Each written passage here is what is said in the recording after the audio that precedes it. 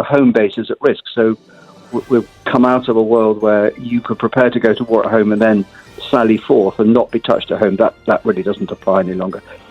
So I'd be doing a couple of things. The first thing is I would be reaching out to defence industry to refill my shelves with figuratively bombs and missiles, because I'll know I'm short of ammunition because I haven't needed to stockpile it for some time.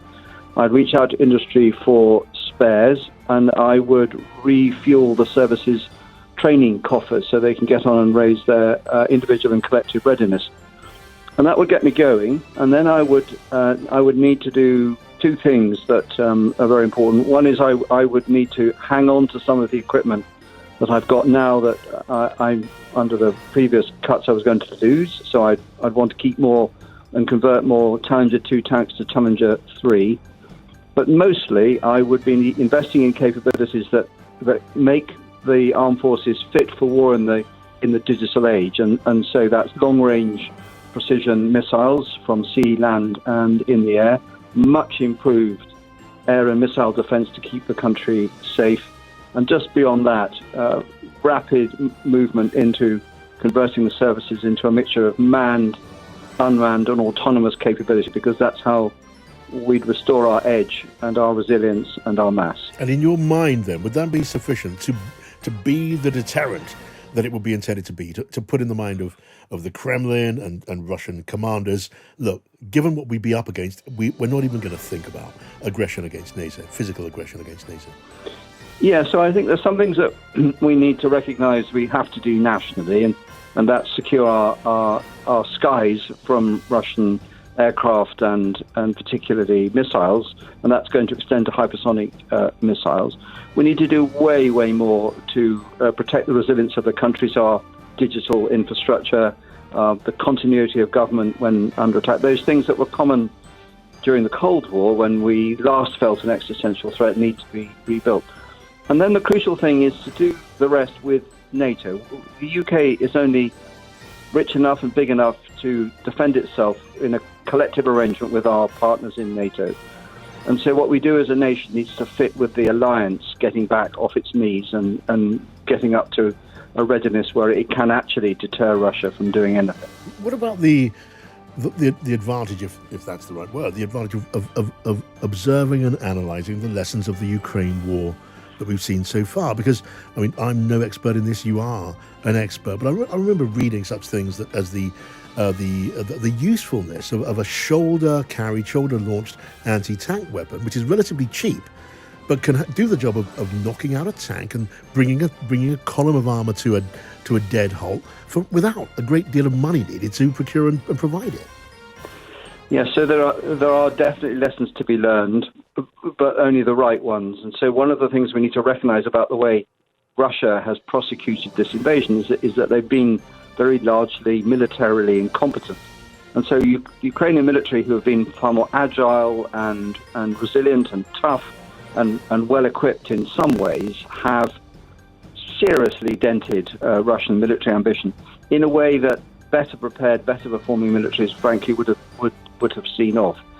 And so, of course, things like shoulder-launched anti-tank missiles matter, and drones matter, but they're only part of the orchestra of war which is constantly changing.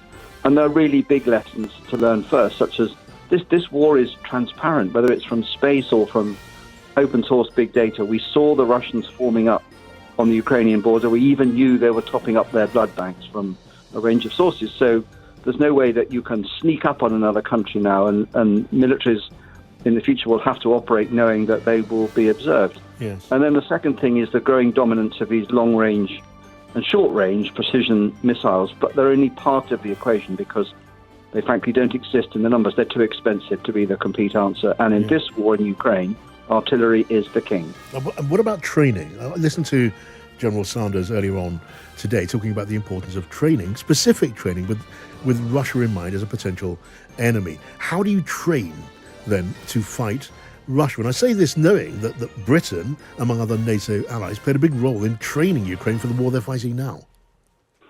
Yes, so the armed forces are having to convert themselves from a world which lasted for about 30 years, where they trained for the unexpected and then campaigned against enemies that were not peers. So the campaigns in Iraq and Afghanistan were against enemies of a particular size, and they were tough days, and we lost good people, but they were not like fighting a joined-up military as in the way that Russia, in theory, should be able to present.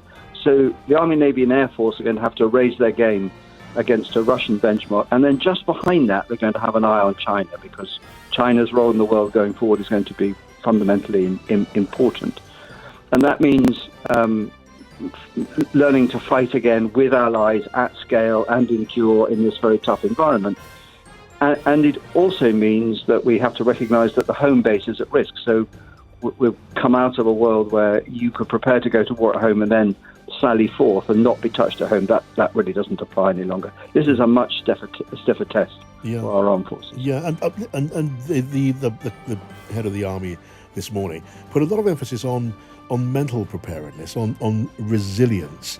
Should Britain and its NATO allies be prepared, maybe more prepared, to stare down Putin when it came to some big questions of as it were, putting it crudely, who blinks first? I'm thinking about the blockade on the Black Sea, but for example, calling Russia's bluff on occasion, because there is a view, isn't there, that very often in the past so far, it's been NATO that's been more wary of escalation, and that's given Putin the advantage.